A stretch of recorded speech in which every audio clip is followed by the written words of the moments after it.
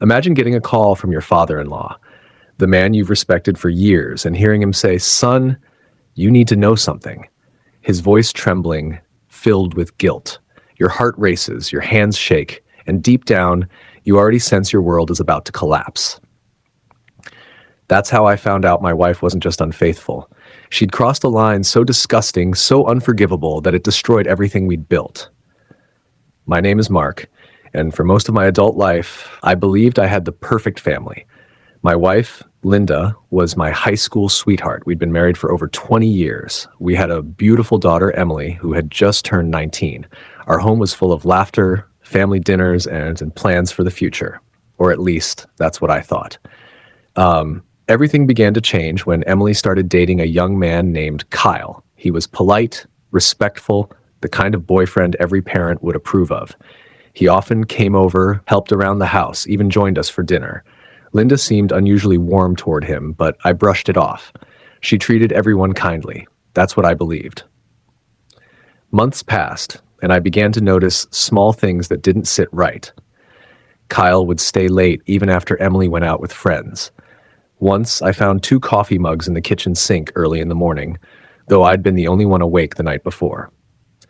Another time, I came home from work early and heard laughter from the living room. When I walked in, they both jumped like kids caught doing something wrong. Linda nervously said, "We were just talking about Emily's birthday surprise." I wanted to believe her. I needed to believe her. Then came the moment that cracked everything open. Linda started acting distant, cold.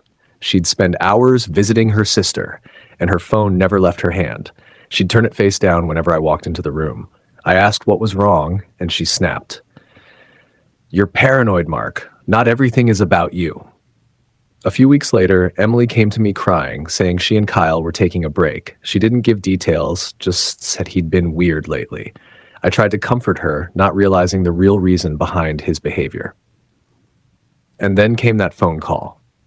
It was a Sunday morning. I was in the garage fixing up an old shelf when my phone rang. It was my father-in-law. He sounded broken. He said, "Mark, I don't know how to say this, but you deserve to know the truth. It's about Linda." My stomach dropped. I asked him what was going on, but he hesitated before whispering, "She's pregnant, and it's not yours." For a moment, I couldn't even breathe. I thought he had to be mistaken. But then he said something that froze my blood. "The baby belongs to Kyle." I dropped the phone.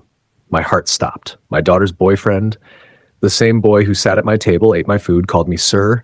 The betrayal was too much to process. I didn't want to believe it, so I needed proof. I called my friend, a police officer, and asked him to help me get phone records and messages, all legal, all proper. What I saw next shattered me. Thousands of texts, late-night calls, pictures. I didn't even need to read every message. The truth was there in every word, every timestamp. When I confronted Linda, she didn't even cry.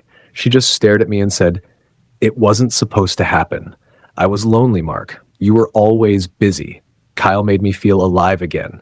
I couldn't even look at her. I told her to pack her things and get out. She begged, said it was a mistake, said she needed help. But when I thought about what she did to Emily, to our daughter, all I felt was disgust. Then Emily found out.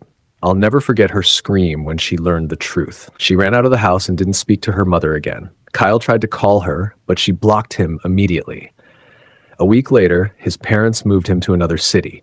But karma didn't stop there. Linda's father, the man who'd warned me, disowned her.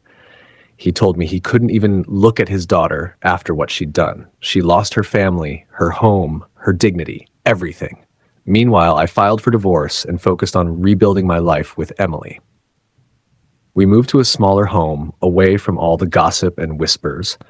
I started my own small construction business, poured every ounce of pain into work, and slowly, life began to move forward. One day, out of the blue, Linda showed up at my office looking broken. She said, "Mark, I lost everything. Please, help me." I looked at her for a long moment and said, "You destroyed your own life, Linda. I just stopped trying to fix it." Then I turned away, leaving her standing there, speechless. Revenge doesn't always come in fire and fury. Sometimes it comes when the person who broke you has to live every day knowing they can never undo what they've done. If you liked the video, please subscribe and turn on notifications.